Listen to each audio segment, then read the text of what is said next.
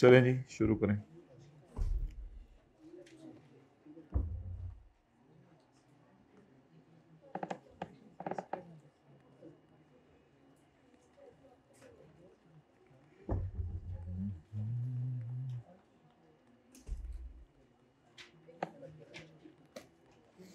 P का profit बताएं।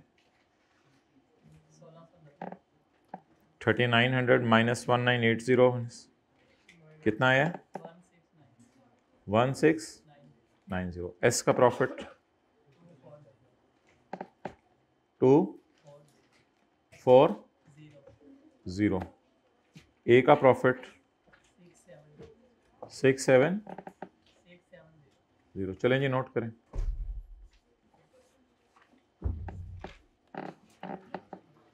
Working 6 note करें।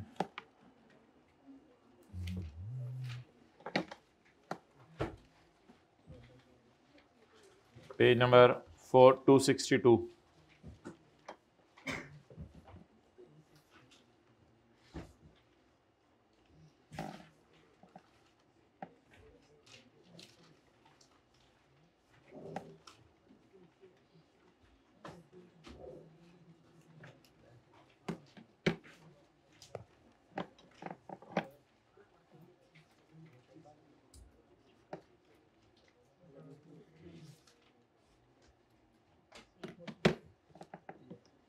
ओके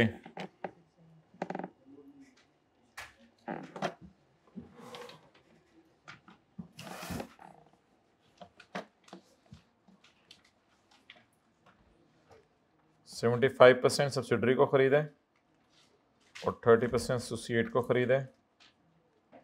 ये मिड ऑफ ईयर का सवाल है। ये कम अक्टूबर 22 और ये पूरे साल का है।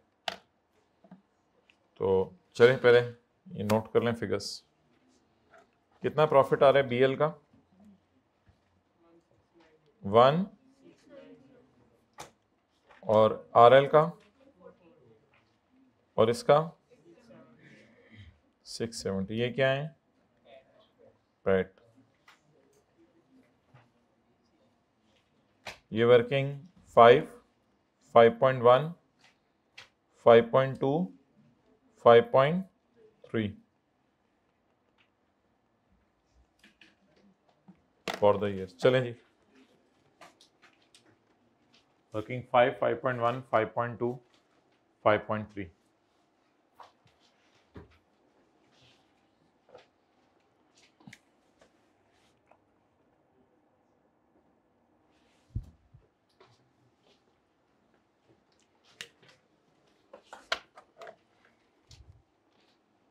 जी सेल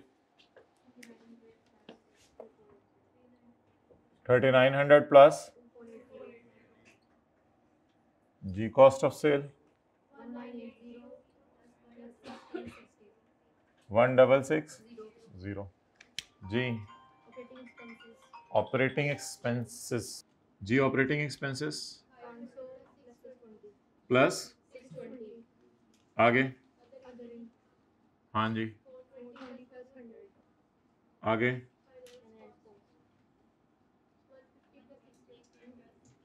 प्लस 60 आगे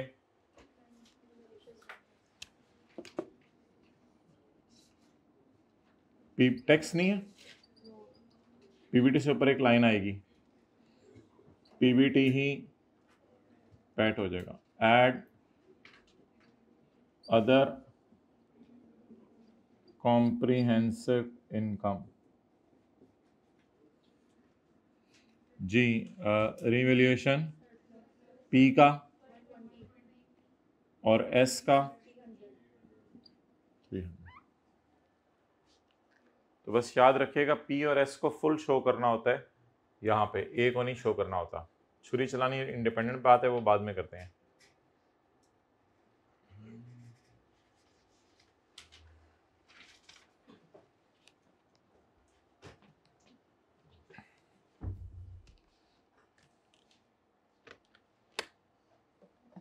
लिए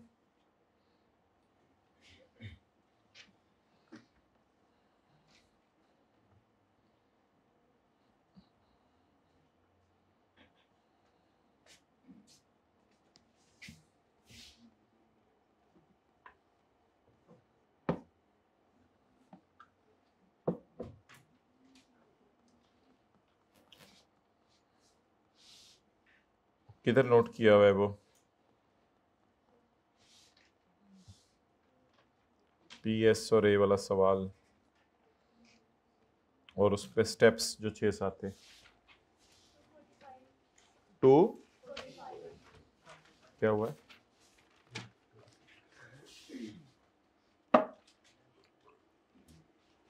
हाँ, ये put figures of P&L of P&S on face of consolidated statement of comprehensive income. Open working 5, 5.1, 5.2 and 5.3. ये देखें, put figures of P&S.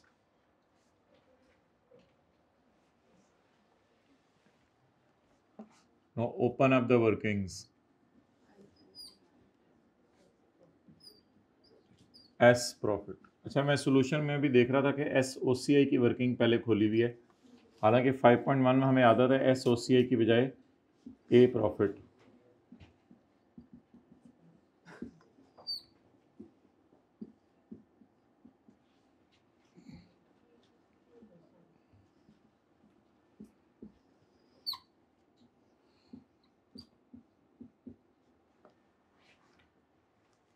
खोलें।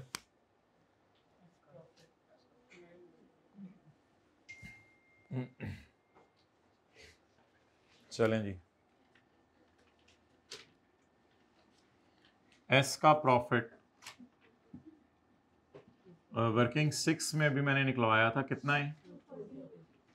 इंटू 9/12 जी 180।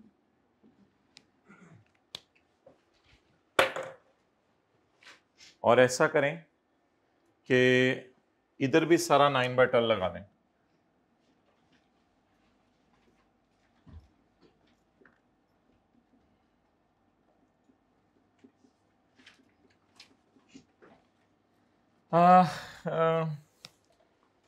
सरप्लस ये जो होता है ना OCI, इस पे ज़रा 9/12 ना क्वेश्चन में नीचे जाके देख के लगाया करेंगे, क्योंकि कई दफ़ा सरप्लस होता ही सारा अक्टूबर, नवंबर, दिसंबर, जनवरी, फरवरी, मार्च, अप्रैल, मई, जून का है।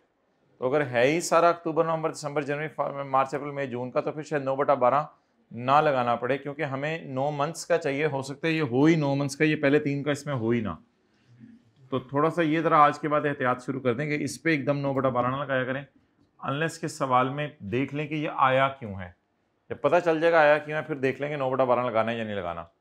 इसको थोड़ा सा होल्ड पे रखा करें। अच्छा जी, ए प्रॉफिट निकाला है आप लोगों ने वर्किंग 6 में, कितना है? लेकिन इस पे छुरी नहीं चलानी, क्योंकि पूरे साल का करना है। लेकिन परसेंटेज लगा दें, पीस शेयर जी 201। तो छोटी छोटी एहतियातें इन 4 वर्किंग्स में भी बात हो रही है, साथ साथ छोटी छोटी एहतियातें इधर भी हैं जी। SOC, अब वही बहस 9/12 वाली है, इसलिए मैं इसको जरा अंदर लिख रहा हूँ। और अगर 9/12 ना लगाना हुआ तो ठीक है, फिर इसको बाहर ही ले आऊंगा एज इट इज 300 को, और 9/12 लगाना हुआ तो लगा के ले जाऊंगा। इसलिए इसको थोड़ा सा होल्ड पे रखते हैं। और AOCI ये तो पूरे साल की है, इसका तो 9/12 का चक्कर ही नहीं, बस हमारा हिस्सा बताएं। 30% जी 27।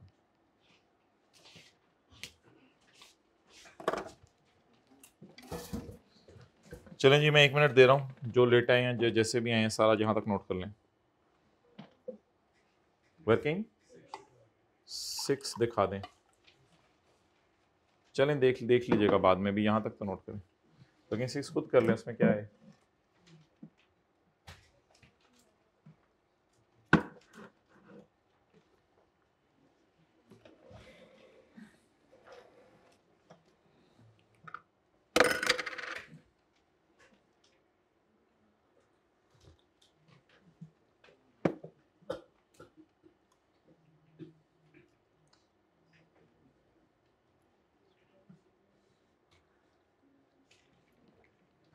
Okay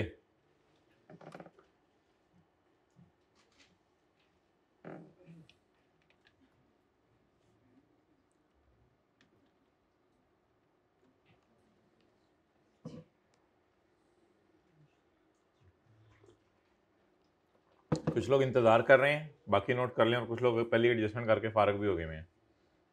that's the difference. अच्छा, ये 4 वर्किंग्स हमने ओपन कर ली हैं और पी और एस की फिगर्स हमने फेस पे डाल दी हैं। अब आगे चलें।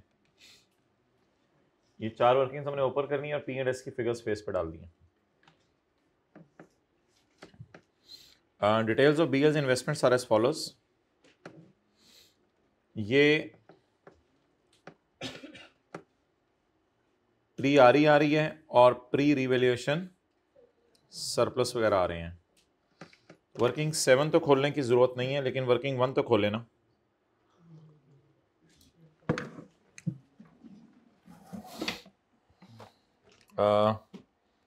डेट ऑफ इन्वेस्टमेंट पे सरप्लस और आरी इतनी है।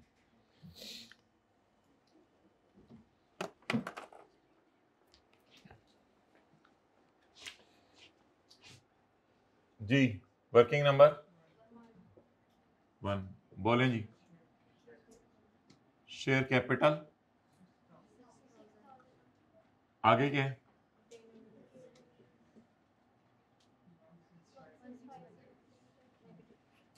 रिटेन्ड लॉस आगे। इसको एसआरई अकाउंट में लेके जाना था, एसआरई में, लेकिन वो अब मैं मांग बना नहीं रहा। और 450 ये वो अगर बैलेंस शीट का सवाल होता तो एसआरएस अकाउंट के अंदर जो है वो इसने जाना था प्री के नाम से 450।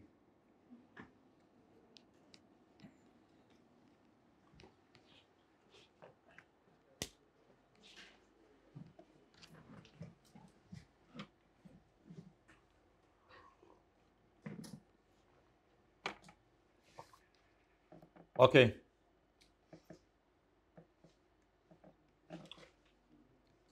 Working 7 cost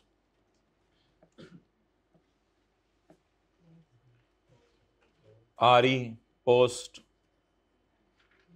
closing minus pre कितनी है? 1400। क्लोजिंग तो मुझे नहीं पता ना, मैं क्या करूं? Revaluation surplus post closing minus pre 270। ये किताब के ऊपर ही नोट करें, वर्किंग 7।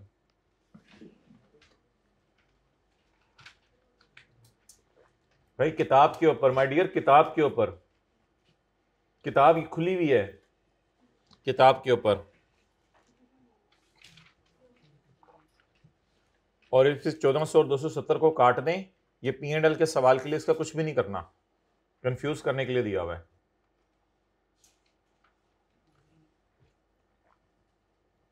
जगह नहीं है तो ठीक है, फिर रजिस्टर पे नोट करके बाद में काट देना, नॉट रिक्वायर्ड।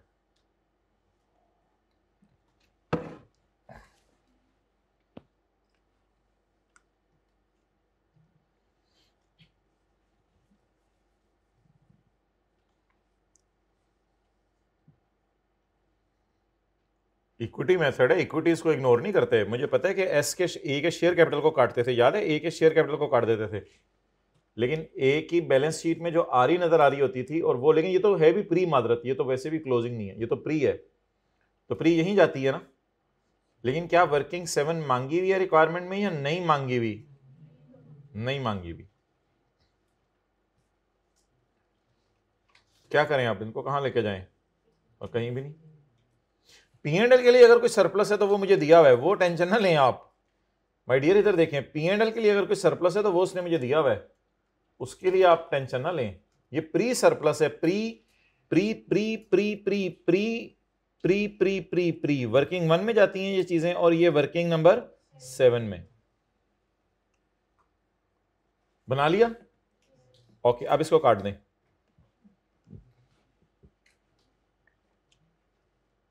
लेकिन जाहिर बात है एक अच्छी रिवीजन होगी अगर कल कल को कभी ये वर्किंग 7 भी साथ मांगी हो, जैसे पास पेपर क्वेश्चन 1 में मांगी हुई थी, तो ये हमें पता होना चाहिए। Okay, next.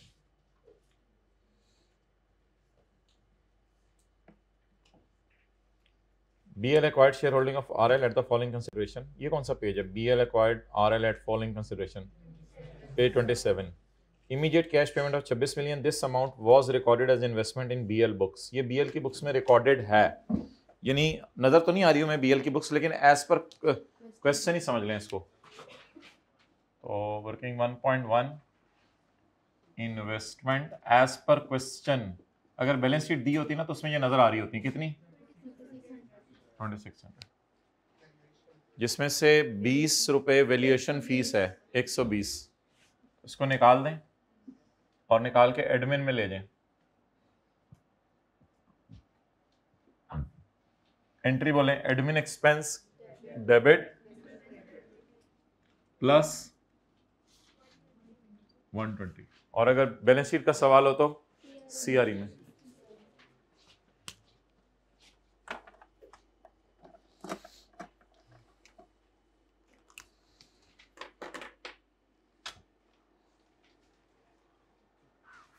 अच्छा, तुम्हारा एक,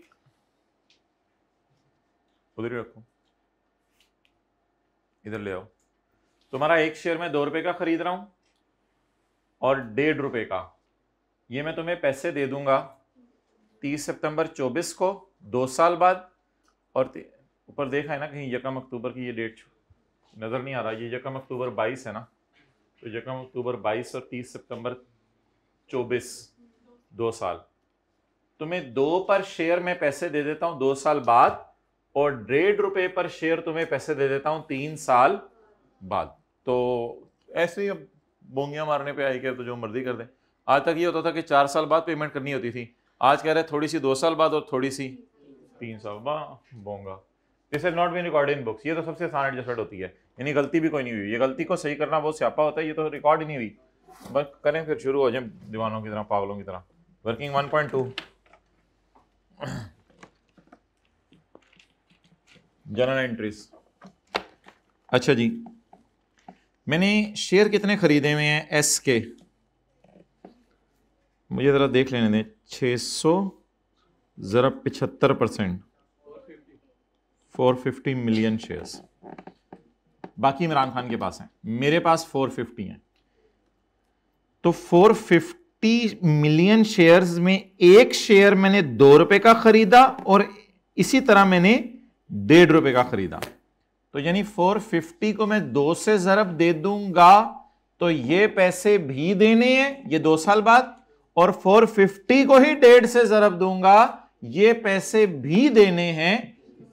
असल में शायद कहानी ये हुई हो कि उसने कहा यार मुझे 3.5 रुपए चाहिए पर शेयर, मुझे ये लग रहा है उसने कहा होगा मुझे 3.5 रुपए चाहिए पर शेयर। तो मैंने इससे कहा होगा यार जान दे यार, 2 रुपए पर शेयर जो है वो अभी ले ले 2 साल बाद, और 1.5 रुपए पर शेयर ऐसा कर 3 साल बाद ले ले, ज्यादा हो जाएगी मेरे से। वो शायद वो कह रहा हो कि 3.5 रुपए दे दो मुझे 2 साल बाद पर शेयर, और मैंने उसे कहा यार से ज्यादा है यार, 2 रुपए पर शेयर अभी कर ले और 1.5 रुपए पर शेयर तुझे 3 साल बाद दे देते हैं। तो पहले तो मेरा सवाल यह है कि मैंने 2 साल बाद पेमेंट कितनी करनी है। पहला तो मेरा यह सवाल है, मैंने 2 साल बाद पेमेंट कितनी करनी है। तो वर्किंग शुरू करने से पहले मुझे बता दें, पेमेंट ऑन 30 सितंबर 24 जो मिसिंग है सवाल में, 2 रुपए मैंने पर शेयर उसको देने हैं 900 मिलियन, और पेमेंट ऑन जी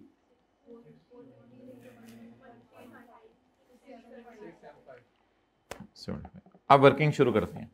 इधर देखें, अब डेट्स के साथ ना लिखा करें वरना आप मिस करेंगे कुछ। P&L बैलेंस शीट दोनों का सवाल आ गया, गड़बड़ कर सकते हैं।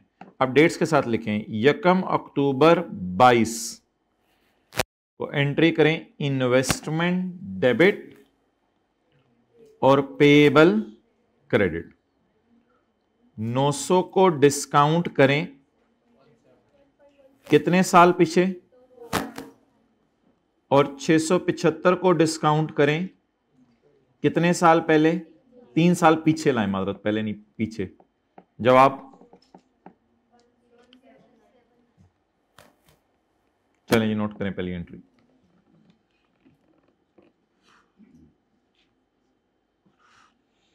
दो साल बाद कितने देने हैं 900, नहीं 900।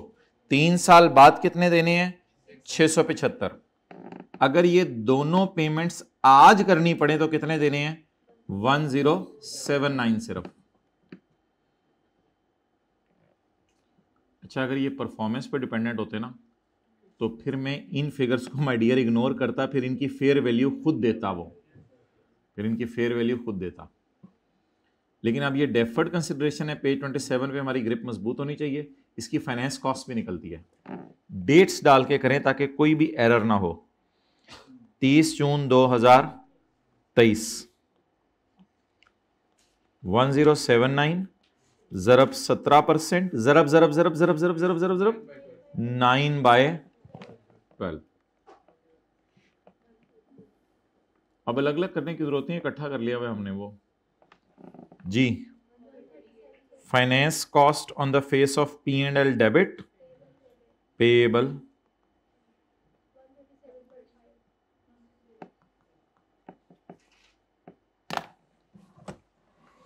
चलें पोस्ट करते हैं इस एंट्री को।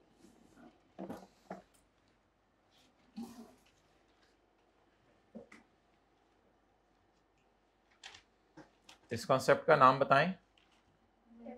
Unwinding of discount. Unwinding of discount. अच्छा, इसकी हम बेहतरीन रिवीजन अभी करने वाले हैं IAS 37 में 2-3 दिनों में।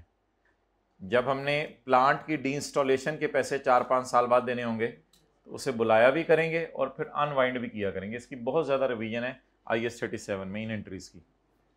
उस वक्त हम प्लांट खरीदने की एंट्री करेंगे, plant debit payable credit D installation से, और फिर पेएबल मजदूरों का ऐसा बढ़ाया करेंगे। चले जी, तो थोड़ा अभी सौदी किंग को भी मजदूर समझते रहे आहिस्ता आहिस्ता IAS 37 में पहुंचने तक। अच्छा, ये फिगर कितनी है? 2480। अच्छा, अब डबल एंट्री करनी है, ऐड। अब ये पेएबल तो मैं वैसे लिखता होता हूं, असल में इन्वेस्टमेंट डेबिट हो रही है। इन्वेस्टमेंट एंट्री पहले पोस्ट कराएं, इन्वेस्टमेंट डेबिट, और बैलेंस शीट में पेएबल, बैलेंस शीट में बना नहीं रहा। Finance cost debit, working number 2.1, finance cost debit and balance sheet में पेएबल क्रेडिट। बैलेंस शीट बन नहीं रही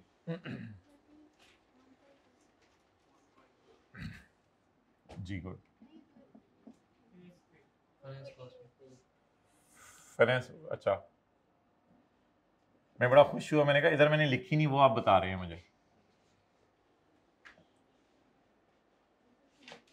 क्योंकि 1079 भी तो घूम के आ रही है, उसको पता नहीं चलना। 3559। असल में क्लासें सारी खत्म हो जानी है ये वाली। अब बाद में किसी ने आके पूछना, सर हमारी अटेम्प्ट में किस किस्म का सवाल आएगा, जरा वो जरा बता दें।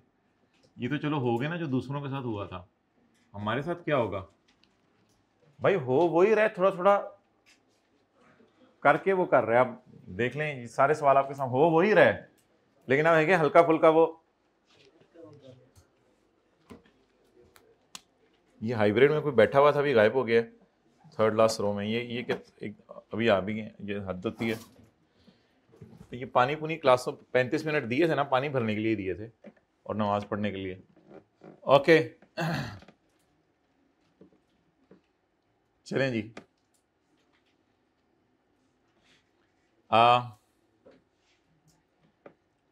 नहीं, वर्किंग 5 में तो मेरा माय डियर कोई चीज़ नहीं जाएगी, वो तो पेज 27 वाली कोई भी चीज़ वर्किंग 5 में नहीं जाती।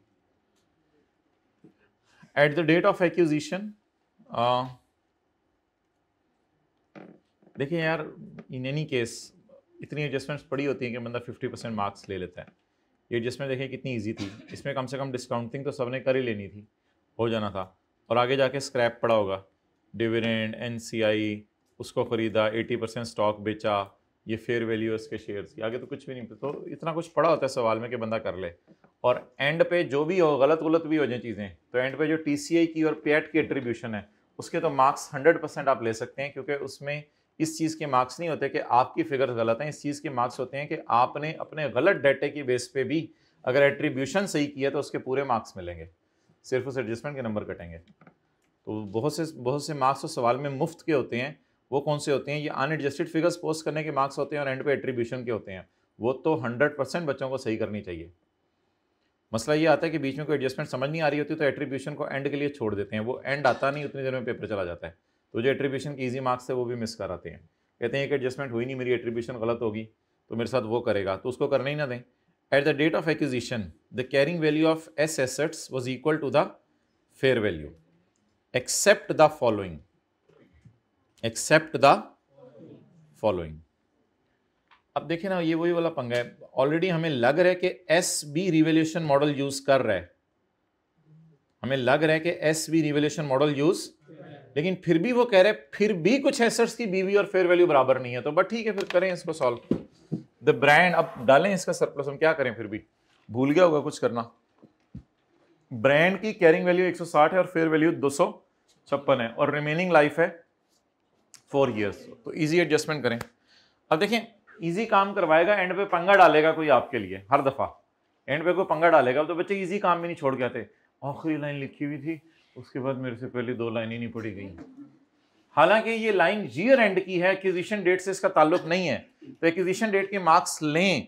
फिर आज इस लाइन को भी पढ़ लेते हैं। It is entirely new adjustment for you, I have never discussed it, ये बिल्कुल न्यू एडजस्टमेंट है, बट प्लीज ये ईयर एंड के ऊपर हुई है, एक्विजिशन डेट वाली तो कर देना पहले, तो एक्विजिशन डेट वाली एडजस्टमेंट करें, इजी मार्क्स लें जी।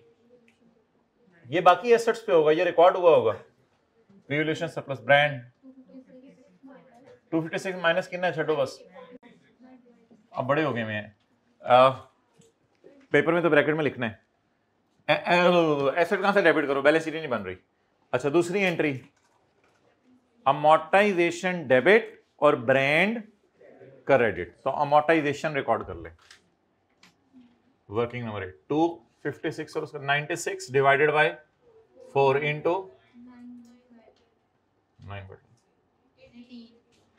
18। एसआरई डेबिट इंटेंजिबल क्रेडिट या amortisation in P and L debit intangible credit? Amortisation in P and L कहां डाल दें, ऑपरेटिंग में डाल दें, जमा 18, वर्किंग नंबर 8 लिख दीजिएगा। और कुछ वो जो एक पूरा सफा लंबा सा था स्क्रीनशॉट अटैच किया था, एसआरई टाइप एडजस्टमेंट है, इसलिए it will hit S profit. कितना? 18।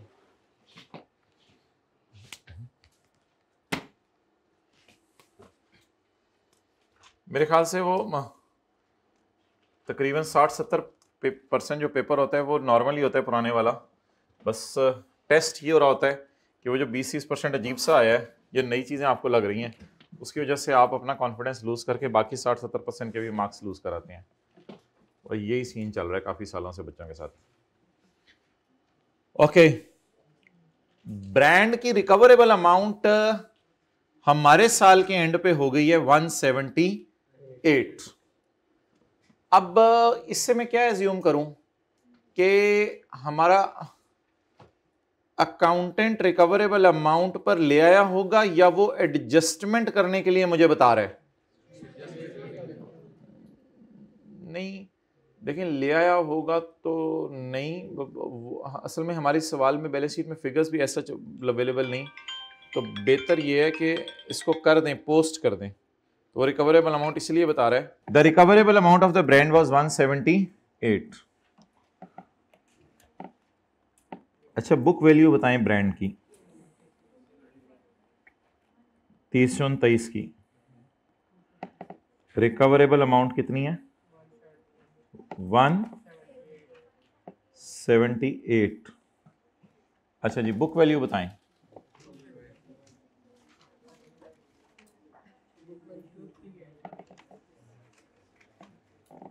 देखें कंसोलिडेटेड बैलेंस शीट में तो ये ना कहीं ना वो कैरिंग अमाउंट पे नजर आ रहा होगा, कंसोलिडेटेड बैलेंस शीट पे तो वो फेयर वैल्यू पे नजर आ रहा होगा, तो मेरे ख्याल से अब आप ऐसा करें कि 256 इसकी फेयर वैल्यू है 1 अक्टूबर 22 की, ऐसा ही है ना, एट डेट ऑफ एक्विजिशन 1 अक्टूबर 22 की इसकी वो है फेयर वैल्यू, तो यकम अक्टूबर 22 को ये 256 का है, कैरिंग अमाउंट पता नहीं क्या थी, जो भी थी, इस वक्त 256 का पहुंच गया है, और इस 256 में से मैं कुछ माइनस करूंगा तो मेरी कैरिंग अमाउंट आएगी। हाँ, सेपरेट फाइनेंशियल स्टेटमेंट में 160 का पड़ा होगा, लेकिन फिलहाल तो मैं कंसोलिडेटेड बैलेंस शीट बना रहा हूं, तो मेरी बैलेंस शीट में तो कितने पे पड़ा होगा, 256 के एतबार से पड़ा होगा या बुक वैल्यू के एतबार से पड़ा होगा? 256 के एतबार से पड़ा होगा। तो आप बताएं 256 में से क्या माइनस करूं?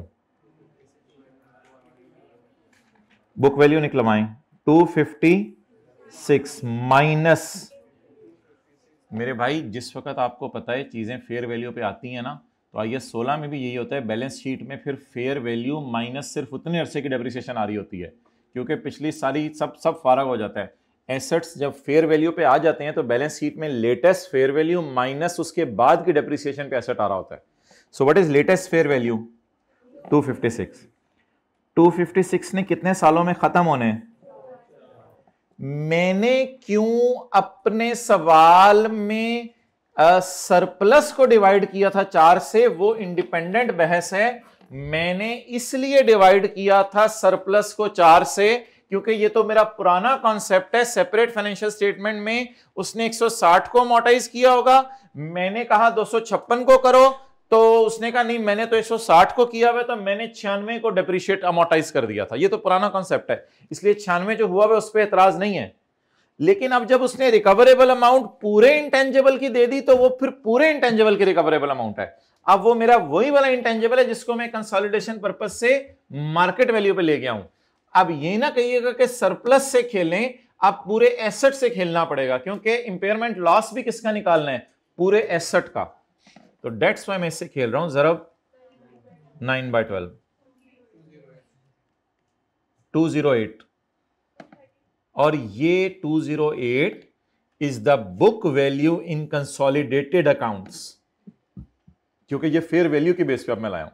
हां, अगर आप पूछे सेपरेट किताबों में ये कितने का पड़ा हुआ है, तो वो 160 माइनस 160 डिवाइडेड बाय 4 इंटू 9/12 का पड़ा होगा, उससे मुझे कंसर्न नहीं है। तो अगर कभी इंपेयरमेंट लॉस रिकॉर्ड करना हो ईयर एंड के ऊपर, तो पूरी कैरिंग वैल्यू निकालिएगा, कोई छोटी कैरिंग वैल्यू ना निकालिएगा खाली, तो फेयर वैल्यू वाली कैरिंग वैल्यू निकालिएगा। इसको आप कंपेयर कर दें, इसको मैं यहाँ पे ले आया हूँ, यहाँ पे 208 का आ गया, तो अब रिकवरेबल अमाउंट बताएं। 178, 30 का इंपेयरमेंट लॉस।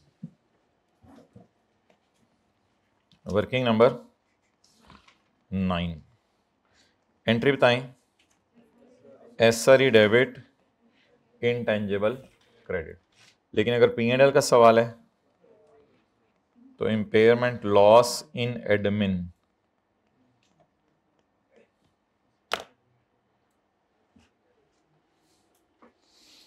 चलें जी, P&L का सवाल है ना, तो बस फिर खाली यही करवा दें, डेबिट साइड पोस्ट करा दें, बस ये एक थी एडजस्टमेंट। अब उसने डाली, अब क्या कर सकते हैं, छोटा सा इधर ही लिख लें, +30, working number 9। Will it hit S profit? Yes, क्योंकि ये एस का ब्रांड है। कितना? 30।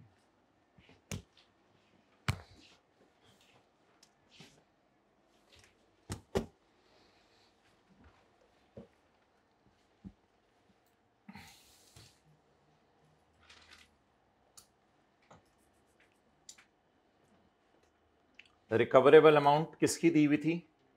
पूरे ब्रांड की, तो इसलिए मैंने उसकी फिर कैरिंग अमाउंट पहले निकाल ली, उसको रिकवरेबल अमाउंट से कंपेयर कर लिया।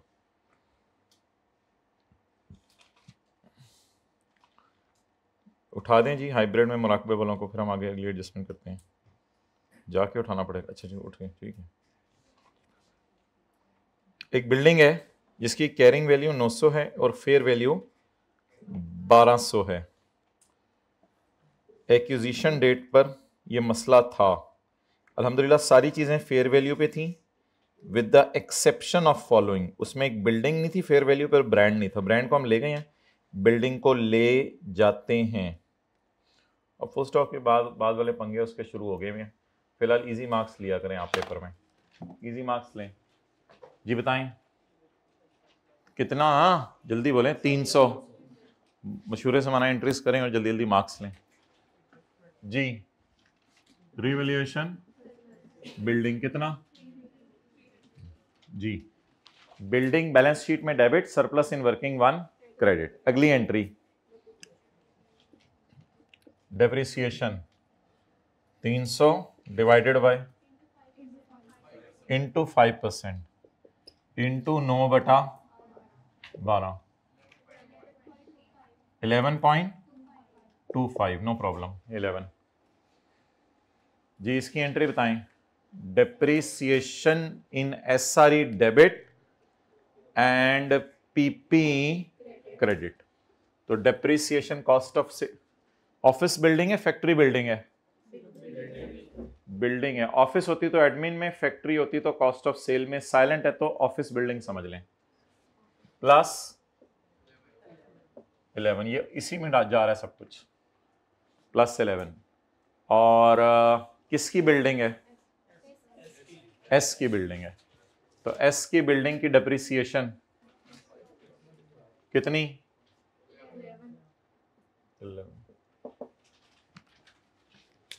चलें यहां तक नोट कर लें, फिर फुल स्टॉप के बाद पढ़ें आगे क्या करना है।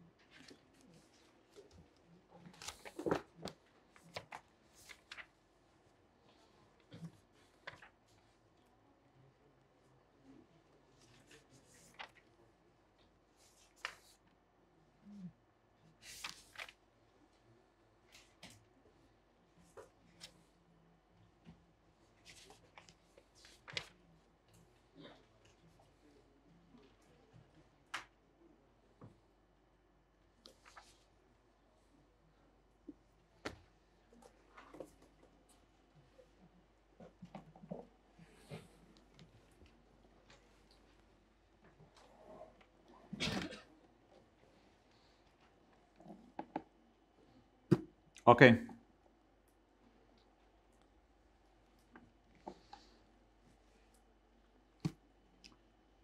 एक दिन बाद एस ने भी इसको रिवैल्यू कर लिया।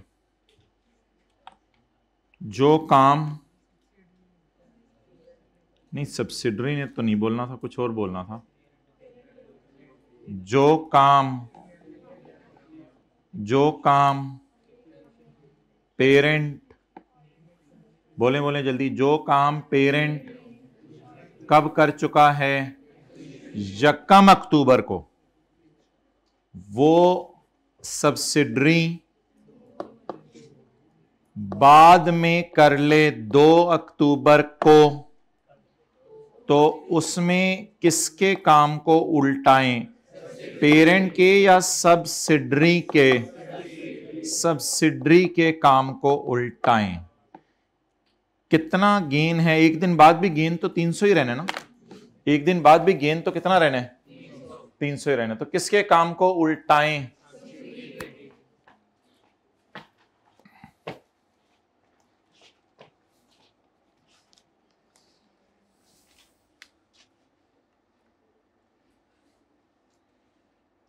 अब देखें कहां उल्टाना है। जो काम वो कर चुका है उस काम को उल्टाएं। 300 का सरप्लस उसने एक दिन बाद रिकॉर्ड कर लिया है, ये 300।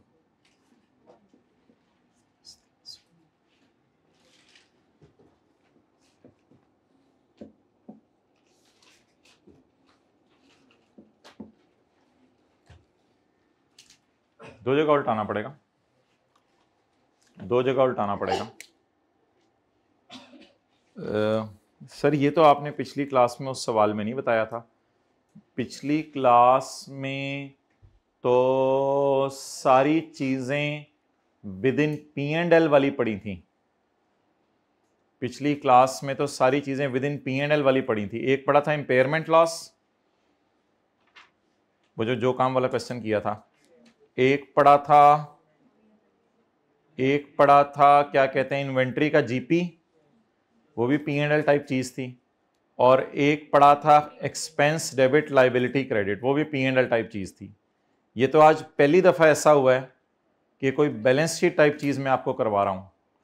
तो बैलेंस शीट टाइप चीज जो आपको मैं करवा रहा हूं, तो उसमें सवाल ये राइज हो रहा है कि जो काम कौन कर चुका है, भाई ये सरप्लस है, इस पे मुझे कोई एतराज नहीं कि ये सरप्लस नहीं है, ये सरप्लस है, ये सरप्लस है, लेकिन ये 1 अक्टूबर वालों का सरप्लस है।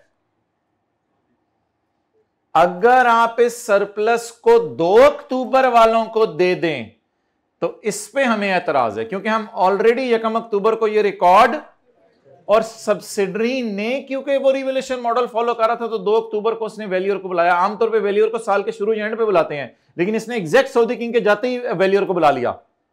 तो जाती एक दिन बाद जब वैल्यूअर को बुलाया, उसने कहा जी 300 का गेन आया है। अब हम कंसोलिडेशन करते हुए उसकी सेपरेट फाइनेंशियल स्टेटमेंट जब मंगवाएंगे तो उसमें तो उसने ये 300 का गेन रिकॉर्ड अपने लिए किया होगा सेपरेट फाइनेंशियल स्टेटमेंट में। जब हम कंसोलिडेशन करने लगेंगे तो हम तो ऑलरेडी 1 अक्टूबर को इस गेन को रिकॉर्ड कर देंगे। तो आ जाके वही काम है जो थोड़ी देर पहले करते, जिस काम को पेरेंट वर्किंग 1 में रिकॉर्ड कर चुका है तो फुल स्टॉप के बाद वाला उल्टाना है, ये वाला 300 नहीं उल्टाना, तो फुल स्टॉप के बाद वाला मैंने उल्टा दिया है, -300 और -300।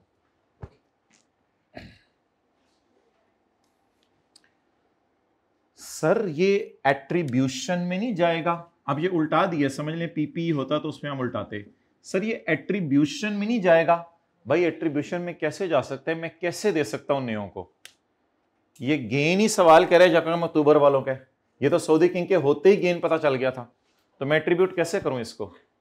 सर इस पे पेरेंट का हिस्सा नहीं, पेरेंट ये 300 पेरेंट का नहीं, वो तो मैंने सब्सिडरी की ओसीए से उठाया, इसमें पेरेंट का हिस्सा है, पेरेंट का कहां से हिस्सा, सवाल करें ये तो 1 अक्टूबर वालों के, उनको दिए, इनको ना उल्टाएं, इनको दिए रखें, इधर भी उल्टा दें, जो 300 पड़ा हुआ था इधर भी खुशी के तौर पे पड़ा हुआ था, इसको भी उल्टा दें, और इधर खुशी के तौर पे तो नहीं पड़ा था, इसने एट्रीब्यूट होना था, तो इधर भी उल्टा दिया। तो ये वही काम जो हमने किया, तो जो काम लिख लें फुल स्टॉप के आगे, ये जो काम वाला कॉन्सेप्ट है,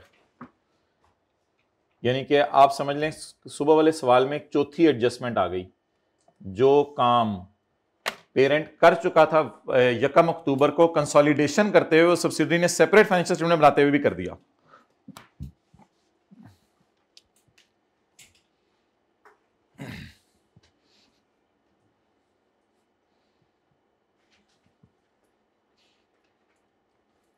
अच्छा, अब यार एक हाईली टेक्निकल कॉन्सेप्ट है, अब ये नेवर एंडिंग स्टोरी है, भाई क्या इस तरह की चीज़ें डाल रहा है, इसका हाल कोई नहीं। अब कि वो जो डेप्रीसिएशन है ना, अब वो असल में सब्सिडरी ने सही रिकॉर्ड की हुई है, वो हमें अब रिकॉर्ड करनी नहीं चाहिए थी एक्विजिशन डेट पे ऑनवर्ड्स। वो जो हमने डेप्सिन 11 की चार्ज की है ना, वो हमें चार्ज करनी नहीं चाहिए थी, क्योंकि सब्सिडरी ने ऑलरेडी वो डेप्सिन सही रिकॉर्ड कर ली होगी अपनी किताबों में, क्योंकि उसने भी एसेट को क्या कर लिया हुआ है, रीवैल्यू। इसलिए मैं 11 को मिटाने लगाऊं, इस 11 को यहां से और इस 11 को यहां से, और वर्किंग नंबर 10 ये मैं उल्टाने लगाऊं। थोड़ी सी बात कर लेते हैं, ना समझ आई तो कल भी कर लेंगे, छोटी सी चीज से ना परेशान ना हो जाया करें, मेरी पूरी कंसोलिडेशन स्टेक पे पड़ गई और ये क्या हो रहा है, छोटी सी चीज की वजह से परेशान ना हो जाया करें।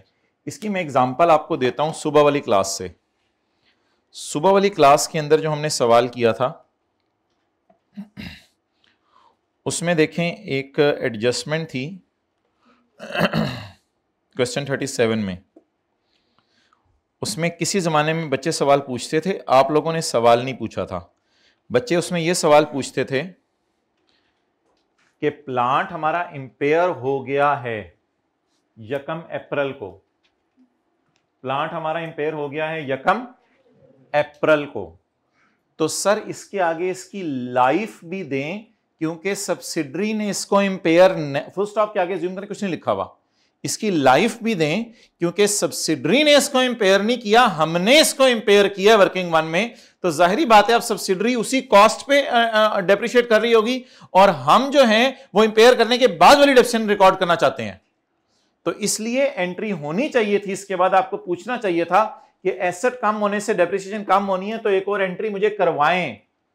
लेकिन ये सवाल आईकैप ने ज्यादा अच्छा बनाया था, उसने लाइफ दी नहीं ताकि कोई कंफ्यूजन ही क्रिएट ना हो, इसलिए कि आईकैप को पता था कि सब्सिडरी की सेपरेट फाइनेंशियल स्टेटमेंट में डेप्रिसिएशन के एतबार से एरर नहीं हुई, क्योंकि अगली लाइन में लिखा हुआ है उसने भी इंपेयरमेंट लॉस रिकॉर्ड कर लिया है, इसलिए वो अपनी किताबों में डेप्रिसिएशन अल्लाह का शुक्र है सही रिकॉर्ड कर चुका है। वरना अभी ये जो जिसमें मैंने पढ़ी है आपने देखा होगा, इसमें पहले ये वाला इंपैक्ट था, दरमियान में 5% डला हुआ था, 5% लाइन डली हुई थी, और उसके बाद इसी तरह वाली लाइन आगे डली हुई है। तो इस सवाल में उसने दरमियान में लाइफ वाली लाइन नहीं डाली, क्योंकि उसको पता था मैं अगली लाइन लिखने लगा हूं। तो जब मैं अगली लाइन लिखने लगा हूं तो जिस लॉस को हमने वर्किंग वन में रिकॉर्ड कर लिया, अगर उसको सब्सिडरी ने भी रिकॉर्ड कर लिया, इस पे हमें एतराज जरूर है, लेकिन उसकी वजह से अल्लाह का शुक्र है डेप्रिसिएशन गलत होने से बच गई हमारी, उसकी किताबों में डेप्रिसिएशन गलत होने से बच गई। हमने रिकॉर्ड कर लिया वर्किंग वन में, उसने बाद में रिकॉर्ड कर लिया लॉस को, ये तो एतराज है कि लॉस डबल रिकॉर्ड हो गया है, लेकिन उस रिकॉर्ड होने की वजह से सोचें, जरा सोचें, डेप्रिसिएशन तो गलत नहीं हुई ना, उसने ऑनवर्ड्स पे डेप्रिशिएट उसी के मुताबिक किया होगा। तो इस सवाल में ये जो 5% बीच में डला हुआ था, ये इससे कंपेयर करके देखें। अब हमने रीवैल्यू कर लिया वर्किंग वन में, उसने भी कर लिया है रीवैल्यू, अब दरमियान में फिर डेप्रिसिएशन की कोई तुक नहीं बनती, क्योंकि डेप्रिसिएशन पे हमें कोई एतराज वाली बात ही नहीं है। तो डेट्स वाइज 11 को काटा है, तो यार not an important adjustment, really अजीब। आगे चलें।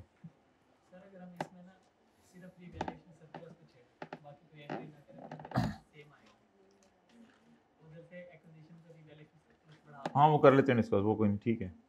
अच्छा माय डियर, अब I really feel sorry for this कि ये एडजस्टमेंट और ये एडजस्टमेंट इसने थोड़ा सा आपको हिलाया है, बट प्लीज़ ये 20 वाली एडजस्टमेंट भी मुश्किल नहीं थी और ये वाली एडजस्टमेंट भी आसान थी। जब मैंने आपको करवाई आपको फिर समझ आ गई। तो अल्लाह का शुक्र है, ये जो 2 लाइनें हैं ना ग्रीन वाली, इनके अलावा ये सवाल भी सारा स्क्रैप ही भरा हुआ है, आगे कुछ भी नहीं है, इजी एडजस्टमेंट्स हैं। तो ठीक है यार, क्या हुआ, मेरे ख्याल से अब 18 नंबर का है, तो उसने इस एडजस्टमेंट का कोई 1 नंबर रखा होगा, इस एडजस्टमेंट का 1.5 नंबर रखा होगा, तो ये 2-2.5 नंबर हैं जो लूज होने वाले थे।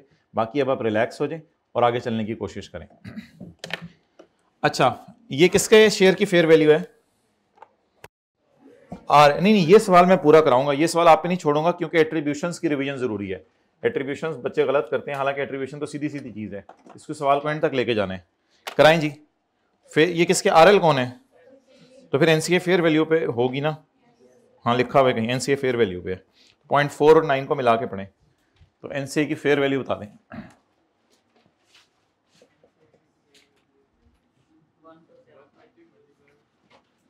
150। अच्छा सॉरी, इसका टोटल तो जरूरी नहीं है ना, वो तो एनसीए फेयर वैल्यू पे है, इंटू 8.1275। ऑब्वियसली वर्किंग 4 में जाना है, तो वो तो मैंने करनी नहीं। अच्छा, गुडविल निकाल दें, पहले ये बताएं 51।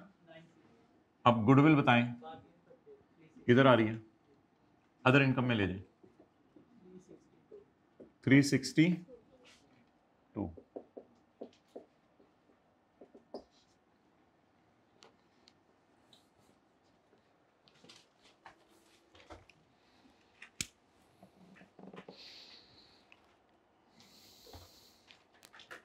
अच्छा, अगली एडजस्टमेंट भी करें, थोड़ा सा पंगा लिया उसने, इंशाल्लाह आपने परेशान नहीं होना इससे। अगली एडजस्टमेंट करें, उसके पंगे से परेशान नहीं होना। जल्दी से मुझे अनसोल्ड का प्रॉफिट बता दें कितना है, अनसोल्ड का प्रॉफिट।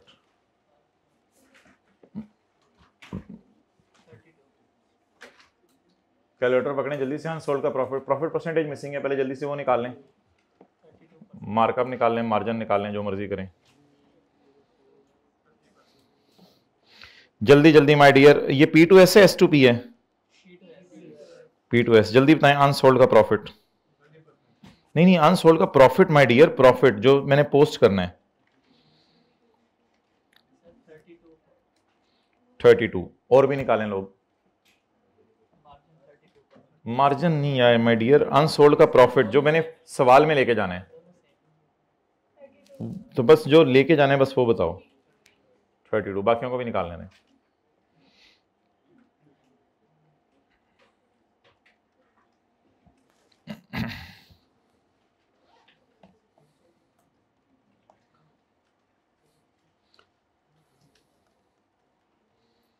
भाई ये लाइन बहुत इंपॉर्टेंट है, अगर ये लाइन ना लिखी होती ना तो मैंने आपको कहा था कि सेल को भी फिर 9/12 करना है।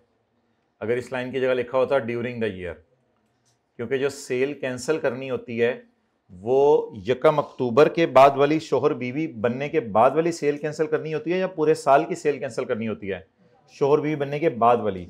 तो ये लाइन बड़ी इंपॉर्टेंट है। Past paper question for consolidation IFRS 310 का जो सवाल मैंने आपको करवाया था उसमें लिखा हुआ था ड्यूरिंग द ईयर।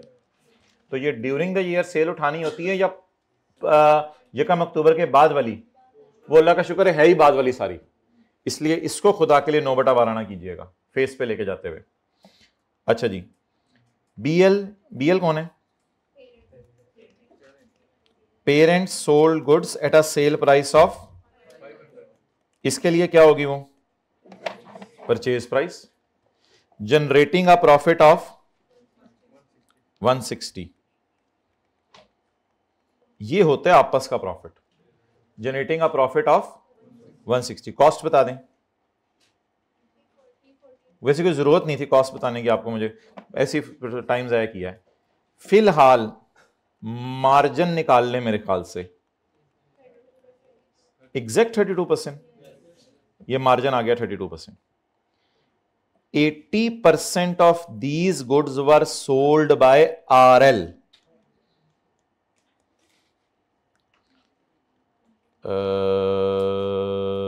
कितना? 100 इसके पास अभी तक पड़ी नहीं है, ये अनसोल्ड है।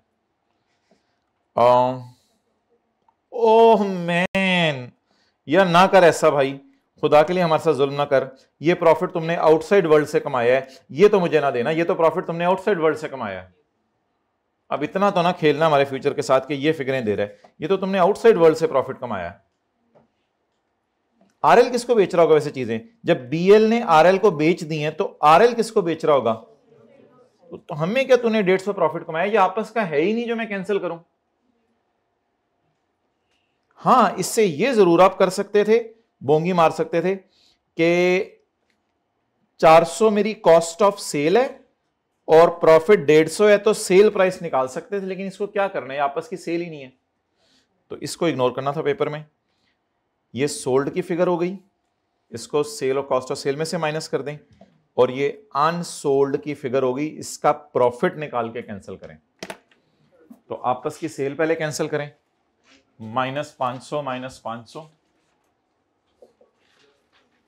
और वर्किंग नंबर 11। 100 रुपया तो पता है ना कैसे निकला, बड़ी मुश्किल से निकाला मैंने।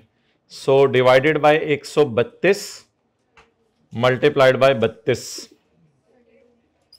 32 plus 32। It will not hit S profit क्योंकि ये P2S है। So it was a triangular approach. 100 margin नहीं था, ये 100 सेल प्राइस है ना, तो ये मार्जिन है ना? नहीं, 100 तो अनसोल्ड है ना, तो अनसोल्ड सेल प्राइस भी पड़ा होता है। 1 बाय 1 हमने मार्जिन निकाला हुआ है ना। हाँ, अब बोलो 1 बाय 1 जी। ओ हाँ हाँ हाँ हाँ, अच्छा अच्छा अच्छा, ठीक है, ये मार्जिन है। बस ये दसना था कि नीचे बटे के नीचे 100 डाल दें, आराम से बात कर लेनी थी। ये 32 कितने लोगों ने निकाला था, जरा ये लोग पता चलें। अच्छा, इसी वजह से आई क्या कहते हैं, पता नहीं 40% बच्चे पास हुए, 45%। अच्छा, हाइब्रिड में हाथ खड़ा करें 32 वाले, देखिए 45%, 45% बच्चे तो थे जी। BL acquired shareholding in TL by transferring BL's land। चलो कोई नहीं, ये एसोसिएट एक्वायर कर रहे हैं, लेकिन पेज 27 टाइप एडजस्टमेंट करवा रहा है। खैर है, मैंने जर्मन किंग को लैंड दे दी है। BL acquired shareholding in TL by transferring BL's land having a carrying value of 690 and a fair value of 930। The investment was recorded at, ओ यार ये तो छाड़ो, मैंने ओरिजिनल एंट्री तो करने दे। Original entry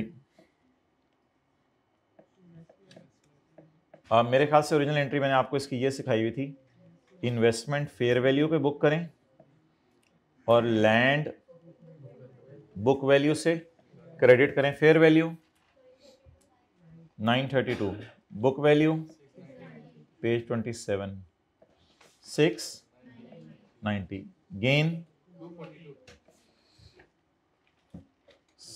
CRE other income जी 242, wrong entry. The investment, ये दूसरी दफा ये एरर आई है, एक दिन पहले भी आई थी सवाल में, एग्जैक्ट ये अंग्रेजी थी। अब देखें कभी कभी रेपिटेशन भी हो रही है। The investment was wrongly recorded at carrying value. तो इन्वेस्टमेंट डेबिट और लैंड क्रेडिट कितने से? 690 से।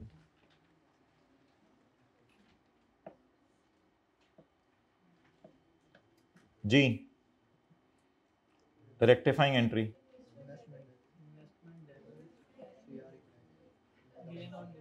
$242 और CRE other income 242। Working number 10, 12, 13 यही छापे नहीं खत्म हो रहे साढ़े। Working number 12।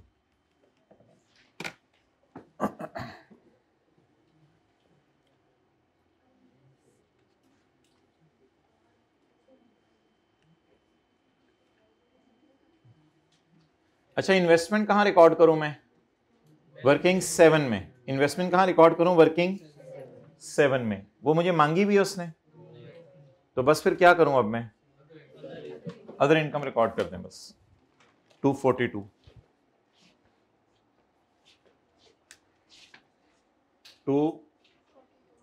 Working number 12।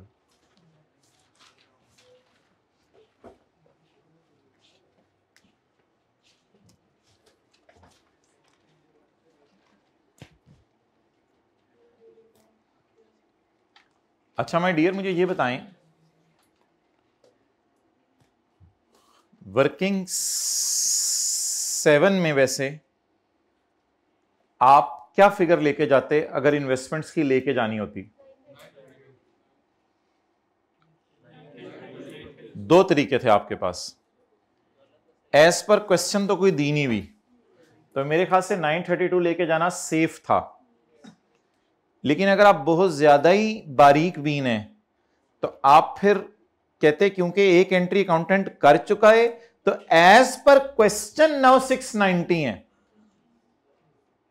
फिर आप वर्किंग 7.1 बनाते, एज पर क्वेश्चन 690 प्लस करते उसमें 242, तो बात वही आ जानी थी आ जाके 932। तो लेकिन वर्किंग 7 अभी मैं कर नहीं रहा क्योंकि सवाल ने मांगी नहीं। आए piece share of a dividend निकाल दें आप सारे। ये फिगर अल्लाह करे सही निकला है। Piece share of a dividend, सवाल खत्म हो गया भाई। Piece share of a dividend निकाल दें, सबको ट्राई करने दें। Piece share of a dividend, पहले पूरा डिविडेंड निकालना है, पूरा निकाल दें। डायरेक्ट ही हमारा शेयर निकालना है, हमारा शेयर कर दें, जो मर्जी करें, बस हमारा डिविडेंड बताइएगा मुझे।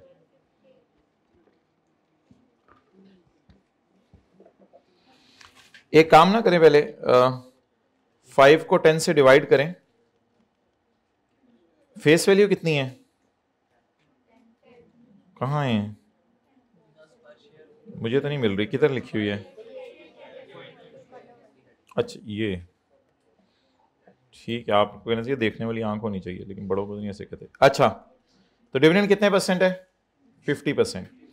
मुझे पूरा सफा बताएं, वाइट सफा था ना एसोसिएट का, पूरा सफा बताएं। एस का शेयर कैपिटल पकड़ें, एस का शेयर कैपिटल, ए का जेड़ा भी है यार छो, 1000, ए का शेयर कैपिटल जरब इज इक्वल टू, ये क्या है, ए का फुल डिविडेंड, इसमें मेरा हिस्सा 1, जी हाथ खड़ा करें कितने लोगों ने यही 150 निकाला था यार। इसका एक तरीका देख लें, एक मिनट, इसका एक तरीका देख लें।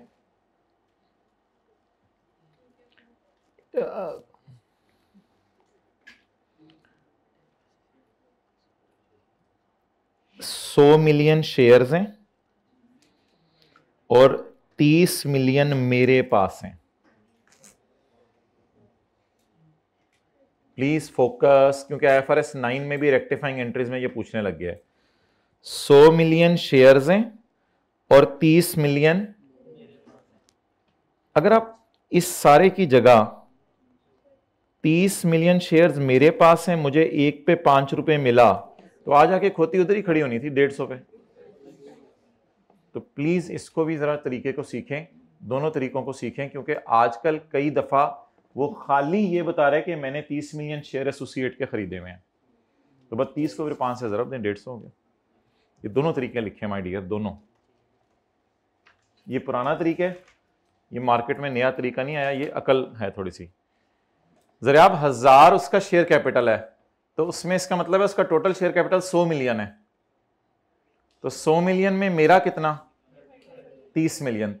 तो मेरे पास 30 मिलियन शेयर है, मुझे हर शेयर के बदले 5 रुपए भेजेगा, तो मेरे पास कितना आ जाएगा, 150। ये अदर इनकम में जा चुका है, इसे क्या करें, माइनस कर दें, कितना, अदर इनकम कोई जगह जगह हैगी, minus piece share of a dividend. Working 6 my dear मैंने नहीं आज पूरी की, क्योंकि वो प्री वगैरह गिवन थी। वर्किंग 6 मैंने पूरी नहीं की, बस प्रॉफिट निकाल के छोड़ दी हुई थी। डन। वर्किंग 6 में वैसे कितना डिविडेंड जाना था, वर्किंग 6 में 500, और उसका फटा हुआ हिस्सा P&L के फेस पे कैंसिल होना था। टोटल्स कर दें,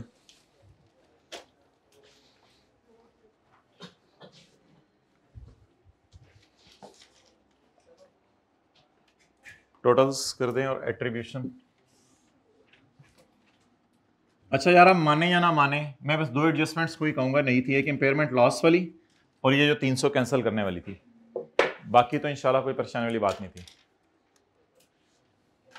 अच्छा, इसको ना मैंने अभी मैं सोल्यूशन में देख रहा था, इसको मैंने SRS लिखा हुआ है, इसको इसी को पैटर्न फॉलो कीजिएगा। SRS से आपका जहन वर्किंग 2.1 की तरफ जा सकता है, इसलिए प्लीज इसको एसोसिएट ही रखें, इसको एसोसिएट ही रखें।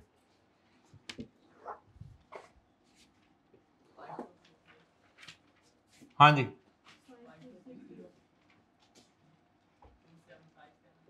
2757 2503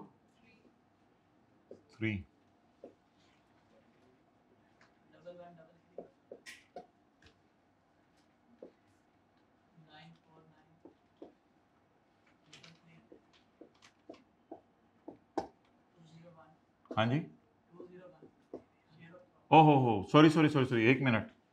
step 1, step 2, step 3। Step 3 is past adjustments and step 4 close working number 5.1 and 5.3 and post on the face of consolidated statement of comprehensive income. Carry down 201, carry down 27. Share of PAT किससे, ए से, और share of OCI किससे, अब ये है ही हमारा हिस्सा 27। PAT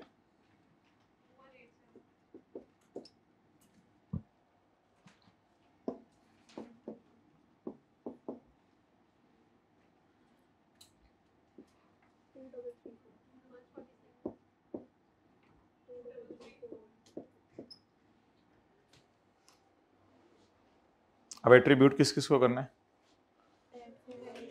PAT, और आज तो वैसे ही प्रॉफिट्स हैं सारे, आज तो लॉसेस भी नहीं है। तो 2187 और 2334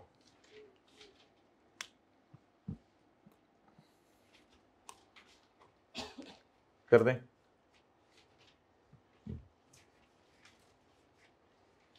अच्छा जी, पहले रट्टा, ताकि गलती ना हो कभी भी पेपर में। P और वर्किंग 5, P और वर्किंग 5 एंड वर्किंग 5.2,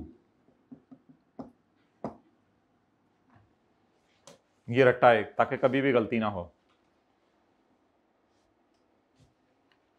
याद रखिएगा 5.1 और 5.3 फेस पे चली जाती हैं और 5 और 5.2 एट्रीब्यूशन में आती हैं जी।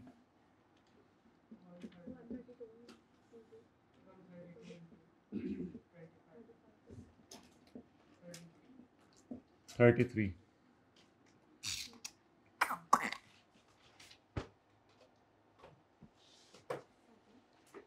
इसका है ही नहीं, मैं क्या करूं जी। और 33 प्लस 0, 33। अनलकीली आज वो 0 है उधर, क्योंकि सारा सरप्लस कौन ले उड़ा? यकम अप्रैल वाला, यकम अक्टूबर वाला, वो सऊदी किंग था। हमारा नहीं है सरप्लस, क्योंकि वो सऊदी किंग का ही था सारा जी।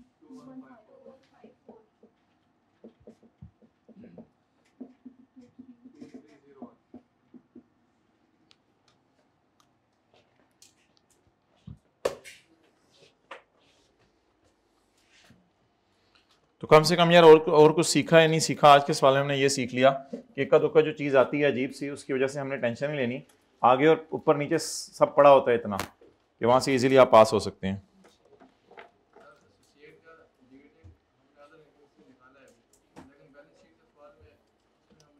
इग्नोर करते हैं ना, क्योंकि वो असल में उसकी कहानी ये है कि वो CRE में डेबिट हो गया होता है, ARE में डेबिट हो गया होता है और CRE में पड़ा होता है, वहाँ से कैंसिल हो जाता है।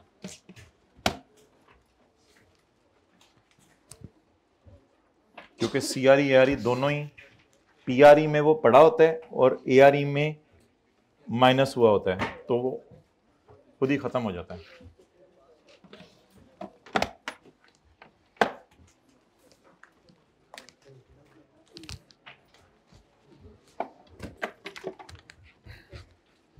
अपना सामान पूरा कर लें और चले जाएं।